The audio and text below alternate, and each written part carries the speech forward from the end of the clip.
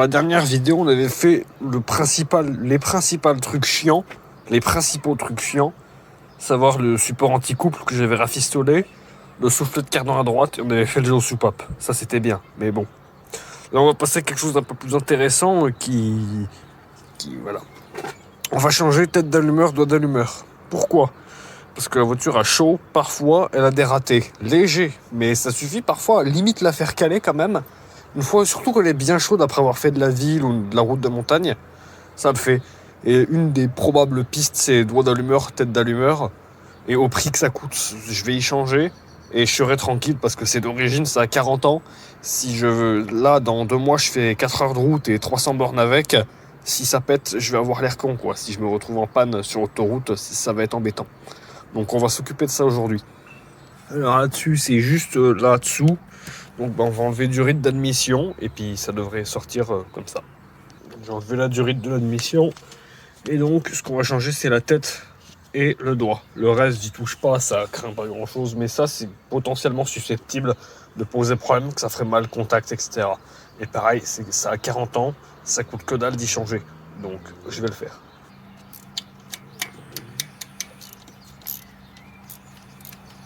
Je l'ai desserré. Et on peut voir qu'il y a quand même de la poussière, hein, donc bon. Ouais, je sais pas si on voit. Ça a arqué. Donc ouais, ça doit être pour ça mes ratés. Parce que pour moi, ça c'est pas tout à fait normal. Donc bah je vais y remplacer. Là, c'est clair qu'il y a un petit problème. Donc bah j'ai bien fait d'y commander. Je l'ai démonté, j'ai nettoyé la portée, qui était un peu corrodée. Je vais mettre le doigt neuf et après je vais changer la tête. Voilà. Pour doigt d'allumeur et tête d'allumeur, j'y ai pris mon EFI. C'est une bonne marque, ça ira très bien. Pareil pour la tête, EFI, ça ira très bien.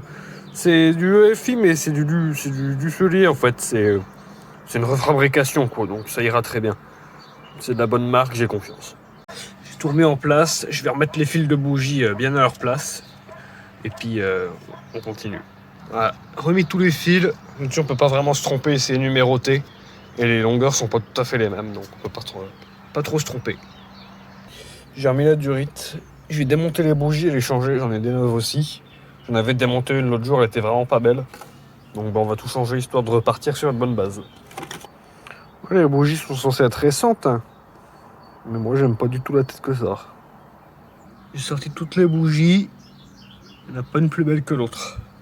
Elles sont pas pulvérisées, mais elles sont pas belles. Pour moi, ça, c'est pas des bougies qui ont, je crois, 1 an, un truc comme ça. Donc, je vais mettre les neuves. Pour les bougies, il n'y a rien de mieux que du NGK. À la limite, du Bosch, c'est très bien aussi, mais moi, je mets que ça, en tout cas. Et un petit peu de graisse sur le filetage. Comme ça, le prochain qui démonte, il est content que ce soit pas grippé. Et puis, ça fait mieux contact aussi. De la graisse cuivrée, hein, surtout. Pas on peut mettre de l'eau de graisse, mais ça marche. Ça n'a pas d'intérêt. Ça, c'est fait pour. Bon, je vais tout remonter, j'ai pas filmé le démarrage parce que je me suis foiré forcément. J'avais inversé le 1 et le 4, donc elle tournait sur 2 cylindres. Donc j'avais pas fait gaffe en les branchant là. Donc là elle tourne bien, je vais la démarrer.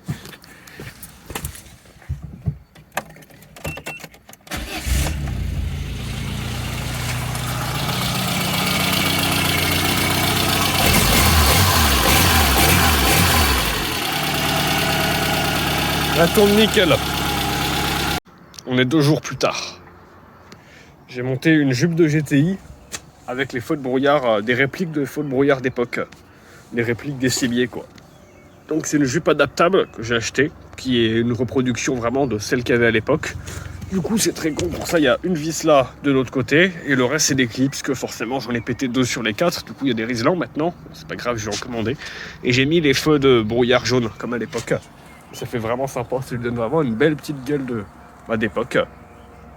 Il manque la grille qu'elle a, il faut que j'en trouve une, j'ai oublié d'en prendre une, c'est pas très grave. Et j'ai aussi fait un truc un peu kéké tuning, j'avoue.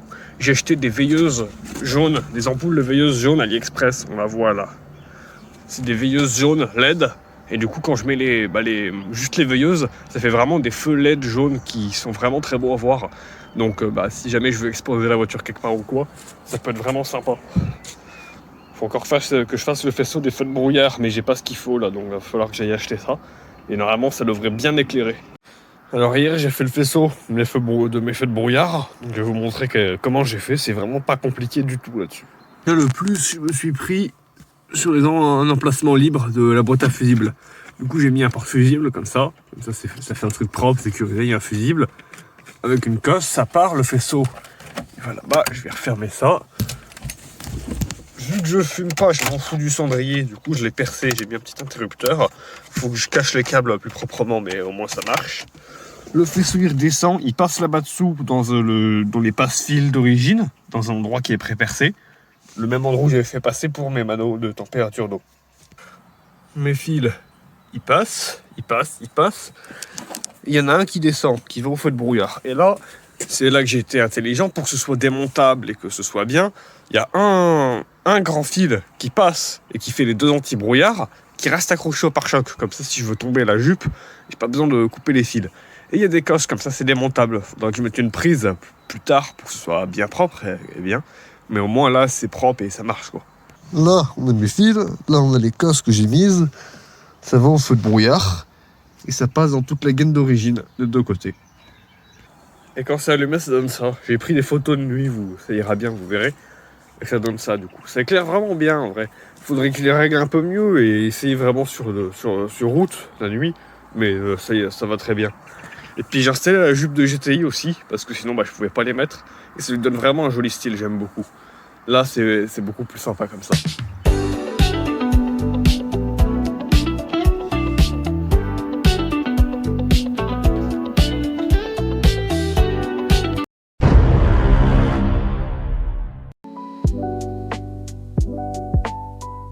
Donc là on a attaqué à décranter, donc là il y a une petite rondelle ovale comme ça.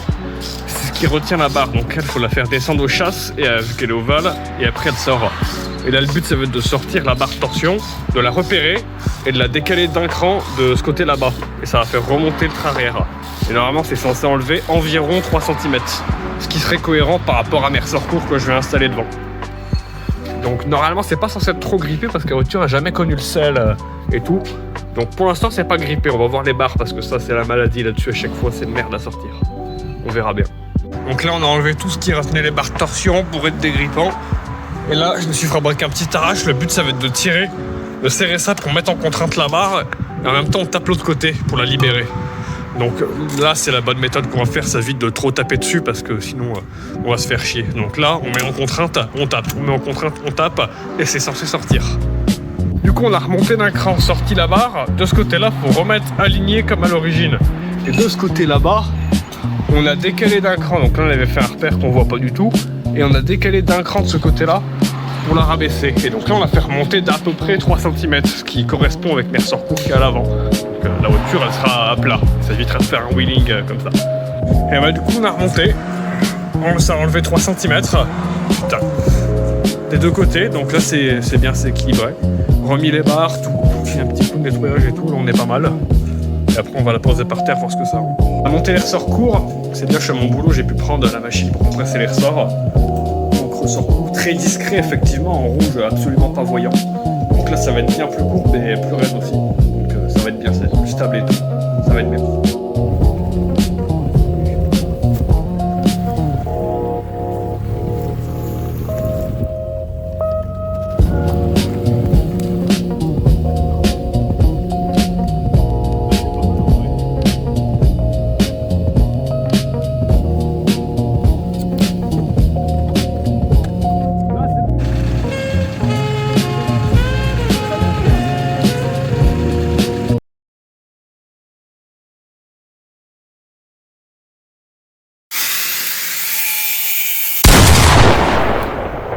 C'est que cette baguette de merde.